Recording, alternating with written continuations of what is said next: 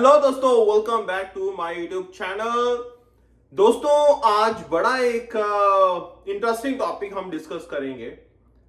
बहुत सारे दिनों से भाई इस टॉपिक पे बहुत सारे क्वेश्चंस आ रहे हैं। मैंने सोचा यार वीडियो भी बना देते हैं इस टॉपिक पे।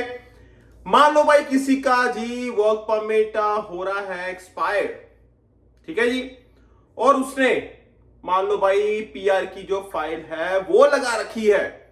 तो उस केस में क्या ऑप्शन है उसके पास, क्या नहीं ऑप्शन है, तो वो सारी चीजें इस वीडियो में डिस्कस करने वाले हैं भाई। क्या होगा कि भाई मान लो किसी का वर्क परमिट ही एक्सपायर हो जाए, बट उसकी जो फाइल है वो इमिग्रेशन वालों के पास गई हुई है, रिजल्ट नहीं आया।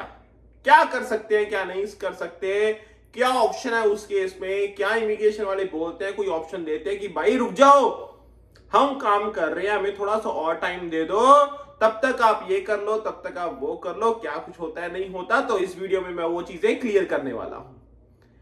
देखो भाई, एक सिचुएशन लेके चलते हैं। एक राहुल नाम का लड़का है जी, उसका वर्क परमिट मान लो एक्सपायर हो रहा है जी अगस्त में, अगस्त 2024, ठीक है जी।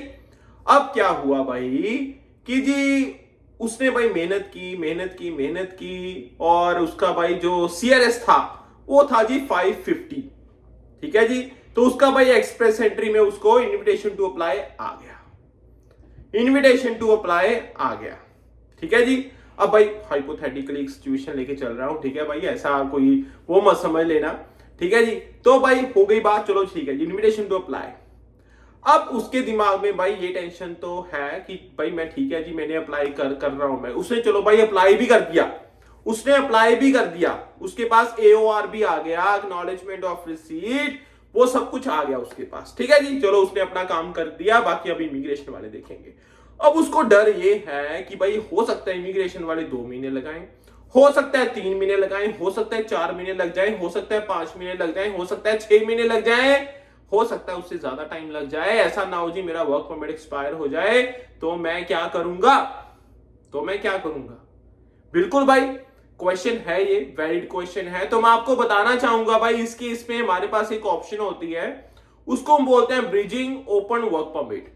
कनाडा इमिग्रेशन आपको भाई एक ओपन वर्क परमिट इशू करता है कि हाँ जी भाई, हम आपकी एप्लीकेशन को प्रोसेस कर रहे हैं, चेक कर रहे हैं, तसल्ली से सारी डॉक्यूमेंटेशन हो रही है। जब तक रिजल्ट नहीं आता, आओ जी आप ओपन वर्क परमिट लो, इसको हम बोलते हैं ब्रिजिंग ओपन वर्क परमिट। आप इसके लिए अप्लाई करते हो भाई। हाँ, उसमें ये है आपको भाई एक्नॉलेज एओआर जो होता है हमारा, एक्नॉलेजमेंट ऑफ रिसीट, ये डॉक्यूमेंट वगैरह आपको, बाकी बेसिक डॉक्यूमेंट्स वगैरह सारे लगाने पड़ते हैं आपको, ताकि भाई उनको दिखाना तो पड़ेगा ना, ये देखो भाई हमने पीआर के लिए फाइल लगाई हुई है, ये आपके ऊपर है, आप जितना टाइम लगाओगे उतना टाइम डिले होगा। तो अब आप देख लो जी, आपके सहारे है, मैंने तो अपना काम कर दिया। तो इमिग्रेशन वाले कहेंगे ठीक है जी भाई, आप ओपन वर्क परमिट ले लो, काम करो दबा के, कोई चक्कर नहीं है, तब तक हम आपकी एप्लीकेशन चेक करते हैं। अब उस केस में 2 चीजें होती हैं। कुछ लोगों को लगता है कि भाई अगर मेरा ब्रिजिंग ओपन परमिट अप्रूव हो गया, इट मींस मेरी कनाडा की पीआर भी अप्रूव हो गई। भाई इसका मतलब ये नहीं होता, पहले तो ये चीज क्लियर कर लो। क्योंकि वो है क्या, वो एक ओपन वर्क परमिट है जो कनाडा कहती है जी, इमिग्रेशन वाले कहते हैं कि आप तब तक काम कर लो, हम आपकी एप्लीकेशन प्रोसेस कर रहे हैं, फेयर एनफ। उसका मतलब ये बिल्कुल नहीं होता कि आपकी कनाडा की जो पीआर की एप्लीकेशन है वो अप्रूव हुई है या फिर रिजेक्ट हुई है। वो एक अलग कॉन्सेप्ट है, अलग चीज है। वो तब तक वैलिड होता है भाई जब तक आपका रिजल्ट ना आ जाए। मान लो आपका भाई पॉजिटिव रिजल्ट आया, फिर तो चलो ठीक है जी, कोपीआर आ गई आपको, कंफर्मेशन ऑफ परमानेंट रेजिडेंसी, ठीक है जी। या फिर मान लो इनकेस रिजेक्शन भी हो गई ना, तब भी भाई फिर आपका जो वर्क परमिट है वो वैलिड नहीं रहेगा, ठीक है। तो ब्रिजिंग ओपन परमिट आपको ये कहता है जी कि जब तक आपकी फाइल भाई पूल में, अफसो नॉट पूल में, जब तक आपकी फाइल को वो प्रोसेस कर रहे हैं, इमिग्रेशन वालों के पास पहुंच गई है और आपके पास आ गई है, ठीक है जी, तब तक आपको एक ओपन वर्क परमिट दे देंगे। तो उस केस में यह है कि आप काम करो दबा के, कोई चक्कर नहीं है। अब राहुल के पास इस चीज की संतुष्टि है कि मान लो भाई अगस्त तक तो मेरे पास है, हो सकता है भाई वो जून में अप्लाई कर दे open bridging open work permit के लिए, हो सकता है वो जुलाई में कर दे, क्योंकि फिर भी प्रोसेस होने में टाइम होता है, ठीक है जी। तो ये चीजें होती है जी, बस आउट ऑफ स्टेटस मत जाना यार, वो फिर एक अलग एक इशू बन जाता है, ठीक है। उस चीज में फिर आपको बहुत ज्यादा कॉम्प्लिकेशंस देखनी पड़ेंगी। बट हाँ, इस चीज में ये सेफ्टी होती है कि जब तक वो आपकी एप्लीकेशन प्रोसेस करेंगे तब तक आप ओपन वर्क परमिट लेके काम करो, दबा के, कोई चक्कर नहीं है, कोई आपको रोक नहीं सकता। ठीक है जी। और जैसे ही रिजल्ट आता है अकॉर्डिंगली भाई अपना काम आप रोक सकते हो, या फिर पीआर आ गई तो अकॉर्डिंगली यू कैन डिसाइड कि हाँ जी आपने फ्यूचर में आगे करना क्या है। तो ये चीज थी जी। और इसमें भाई एक बड़ा क्वेश्चन ये भी निकल के आता है लोगों का कि भाई मान लो हमारी एक्सप्रेस एंट्री के पूल में फाइल पड़ी हुई है। भाई पूल में है तो पूल में तो कुछ भी नहीं है, पूल में है, पूल में तो भाई लाखों लोगों ने रखी होंगी। उसका मतलब ये नहीं होता कि आप ब्रिजिंग ओपन वर्क परमिट के लिए अप्लाई कर सकते हो, ऐसा बिल्कुल भी नहीं है।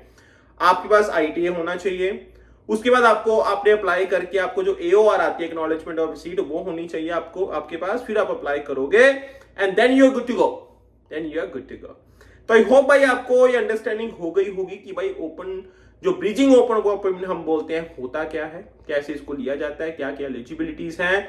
और बस भाई एक another type of work permit हम बोलेंगे। ठीक है, ये आपको फीस भरनी पड़ेगी, सारी चीजें वो करनी पड़ेंगी, थोड़े डॉलर एक्स्ट्रा लगेंगे, बट आपको टाइम एक्स्ट्रा मिल जाएगा। ठीक है, चलो भाई, best wishes from my side. बाकी और वीडियोस के लिए चैनल को सब्सक्राइब करो यार। ठीक है, एंड बाकी see you next time topic and discussion. और भी बहुत सारी अपडेट्स हम लेके आते हैं जी आप लोगों के साथ बातें शातें करने के लिए। एंड चलो भाई दोबारा मिलते हैं। ठीक है, एंजॉय, टेक केयर, अपना ध्यान रखना, बाय बाय।